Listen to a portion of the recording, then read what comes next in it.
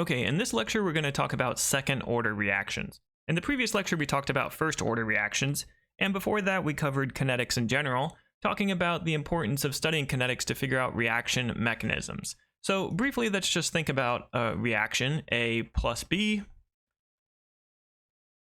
produces C plus D.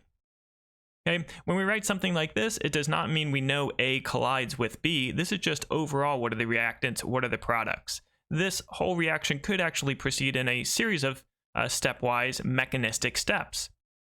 And overall, the kinetics are usually determined by one of those steps, such that the overall rate of the reaction is dependent on maybe only one of the reactants. And last time, that's what we talked about, something like this, A to the first order, that's the whole rate law. It's only dependent on A, not B. However, we can also have second order reactions, and maybe the reaction does look like this, K, A times B, each first order overall, or first order in each, second order overall. Or it could be second order like this, and that's primarily the one we're going to talk about today because the math is easily solvable. And so we're going to talk about a reaction like this. Again, this still could be A plus B, but the overall rate is really dependent on A plus A doing something first, followed by a reaction with B, such that overall it's still A plus B goes to C plus D. But again, that's getting ahead of ourselves in the mechanism. Let's first concentrate on what a rate law like this means. So this is when a rate depends only on a reactant to the second power. These are second order reactions, and here again is the rate law. Now, last time when we talked about first order reactants or reactions, we talked about this integrated rate law. Again, there's a bit of calculus involved here, but if you consider, the rate being dependent on a change in A over a change in time, then if your rate is equal to Ka squared, then you can rearrange this thing and put the A squared down here and put the dt up here, and you can integrate both sides. Again, for most classes in general chemistry, you're not going to have to actually do the calculus and go through the integration, but if you're concerned, this is actually what you're doing over the bounds of initial concentration to some later concentration and from 0 to t. So that calculus rearranged gives you this integrated rate law equation, right? And this looks pretty different than the one we had for first order reactions, where we had these natural logs involved.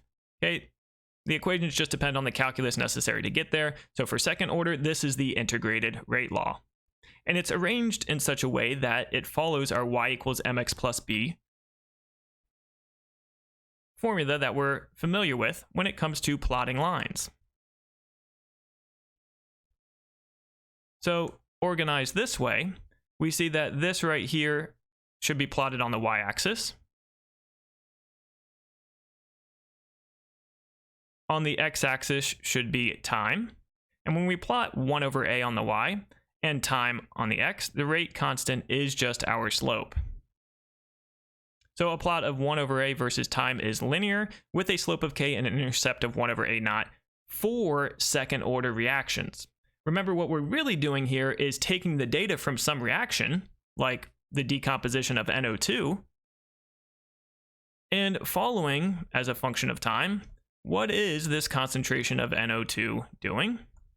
And we're keeping track of this at time 0, at time 50 seconds, at time 100 seconds, at time 200 seconds, at time 300 seconds, and we're taking the data in the laboratory, writing down each of these measurements. But what we're going to do is manipulate this data, because what we want is not to graph it and look at some curved line, okay? We want it to be a straight line. We can try testing if it's first order. If it's first order, natural log of NO2 versus time will be linear. This is not linear, it's curving, so this tells you it's not first order. Right? Go back and watch our video on first order kinetics if you don't understand where I get these axes from.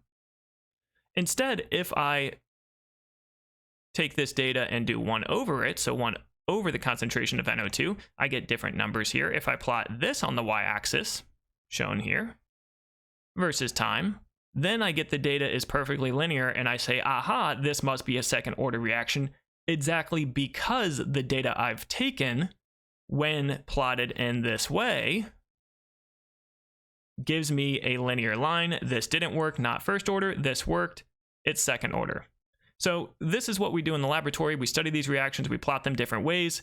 Graphically, it's very easy to see that this is linear, this is not. And again, then here the slope would be equal to my rate constant. And that's how we identify rate constants for these reactions. So with that said, let's take a moment. Feel free to pause the video here and try this problem yourself before I go through and solve it. Here I'm told the rate is Ka squared. I say, aha, that's a second order reaction. That means I have the integrated rate law shown here. Perhaps that's useful. Here's an initial concentration of A. This is my A naught. Here is my rate constant. That's going to be put in here. After 1 hour, that must be my time. What is the concentration of reactant A? Okay, so that's the unknown here. That's what I'm solving for, is this A. And no concentration of A here should be molar. We're going to pay attention to our units here and see that K is in seconds. So, you know, I'm tempted to just write in 1 over A. That's what I'm solving for. Equals K is 0.0214 m to the minus 1. That means 1 over molarity. Second to the minus 1. That means 1 over second. That's my K. Times time. You might be tempted to put 1 hour in here, but this is why it's really important to write down your units. You see the rate constant suggests here that this should be in seconds, not hours. So 1 hour is 60 minutes. 1 minute is 60 seconds. So this 1 hour corresponds to 3,600 seconds. Plus 1 over A naught. My A naught here is 0.100 molar. And so 0.0214 times 3,600 plus 1 over 0.1. Okay.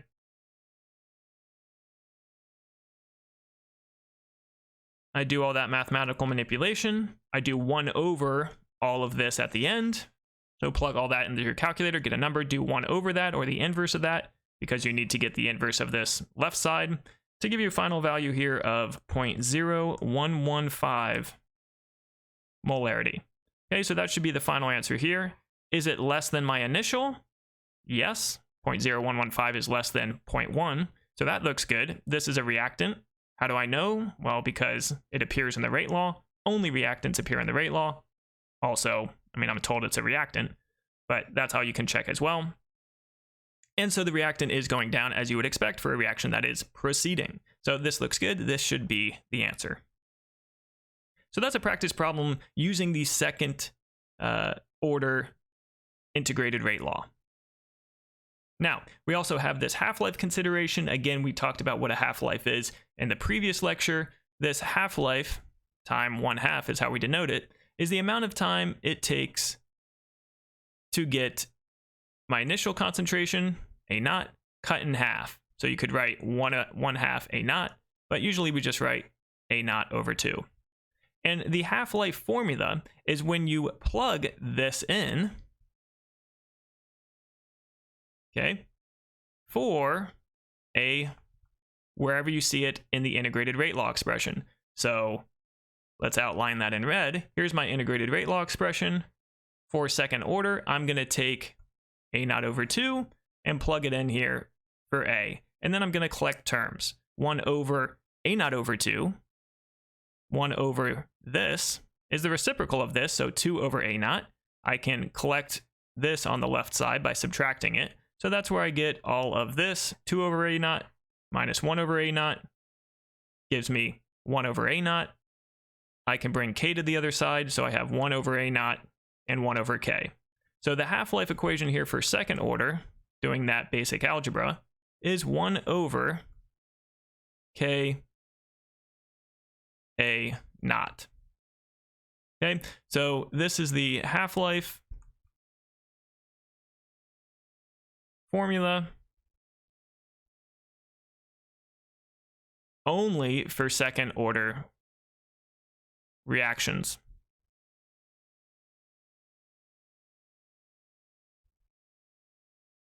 Okay, so here the half-life is a concentration dependent quantity for our second order reactions.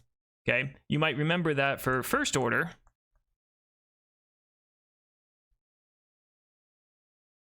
the half-life formula was a bit different. Here, the half-life formula was ln of 2 over the rate constant, okay, or 0.693 over k. That was for first order. There is no A naught term. So for first order, it didn't matter how much of A I started with. Didn't matter if it was 1 mole, 10 moles, 100 moles per liter. It takes the same amount of time for that to get cut in half. Now the half-life formula for second order reactions depends on the initial concentration. And if we think about the rate law, this kind of makes sense. Remember, the rate law is going to tell us something about mechanistically what has to happen, what has to collide with what. And so if the rate law is A squared, this tells us, this 2 right here, tells us that 2 A's are involved in some collisional process in a mechanistic step. So this clearly makes sense that, well, it's going to depend on how much A naught there is, because there's an A plus A collision that must happen for the reaction to occur. So it probably matters whether there's 1 mole or 10 moles or 100 moles, because the more moles you have, right, the faster it's going to react because of the more collisions you will have. Whereas first order, it's just about A decomposing or falling apart, right? So it doesn't depend on a collision with another A at all. Okay, so that's some of the concepts behind why this makes sense that a half-life will depend here, right, on the concentration for second order reactions, where it is missing in first order half-life formulas. Okay, so that's half-life for second order reactions. Let's do a practice problem on it. What is the half-life of this second order reaction? Here's initial, here's K, right? And the point here is that, you know, maybe you just memorize this, but if you don't memorize these half-life formulas, remember you can always get them by plugging in A naught over 2 for A into your integrated rate law expression. So sometimes if you don't remember it, you can check yourself by plugging it in, doing the algebra, and getting the necessary formula. But here we just covered it, so maybe it's still fresh in your brain. It's 1 over K times A naught. So this is quite straightforward. This is just my 1 over K, 0.0214 molarity per second. That's my K, and my initial A is 0.100 molar.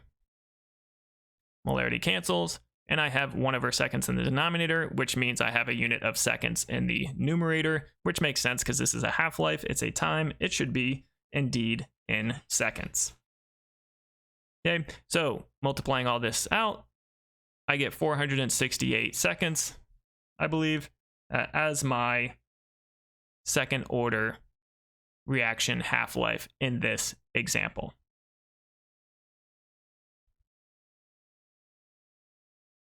Now, we also are going to cover zero order reactions in this lecture.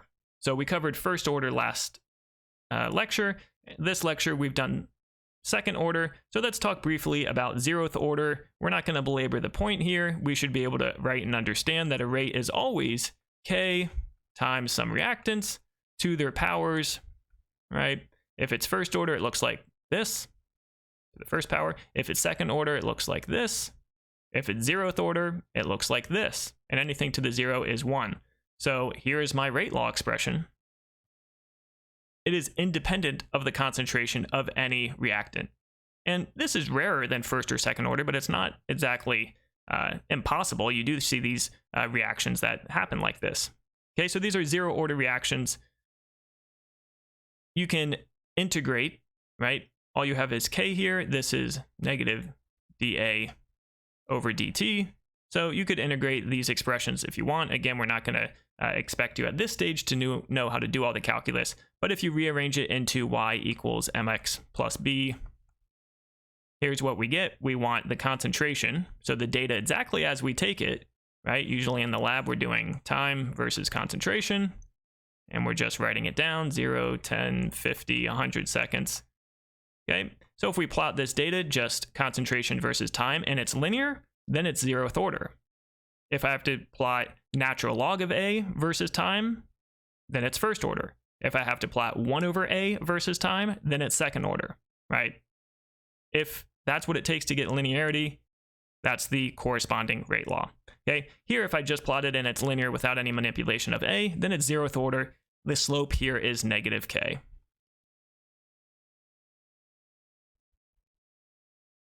Now, let's see if we learned anything in our half-life discussion of 2nd order reactions. Let's derive the half-life formula for a 0th order reaction. And this term right here gives students nightmares: derive. Okay, so please pause the video here and try to proceed yourself. Otherwise, I'm going to go ahead and solve it.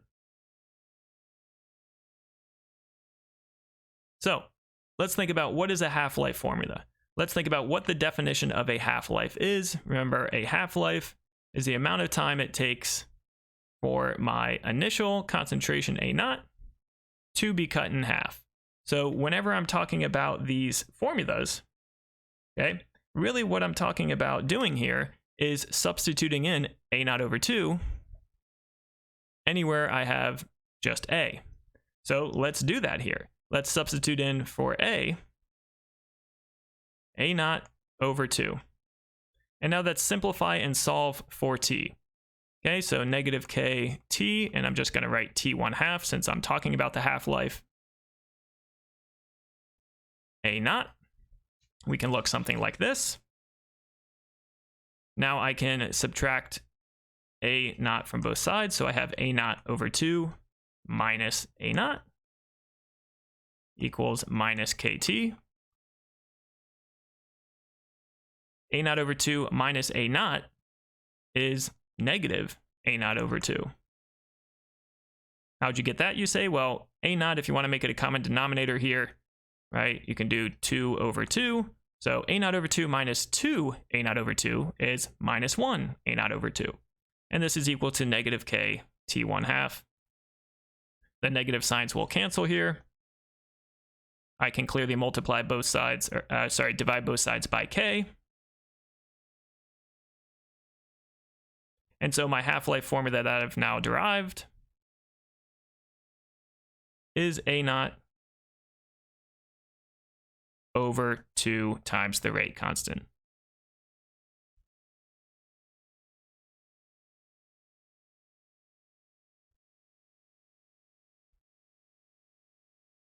Okay, so this is the half-life formula for 0th order reactions.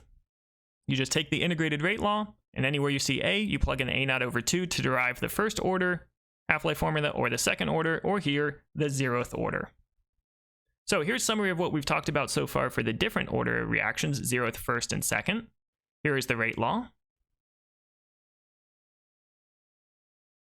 2nd order, 1st order, implied that this is 0th order here. The units for K are going to be different. Okay, we haven't discussed this exactly, but remember that a rate is always a concentration or pressure sometimes, but mostly we're going to talk about concentration. Concentration per time, molarity per second, or molarity per hour.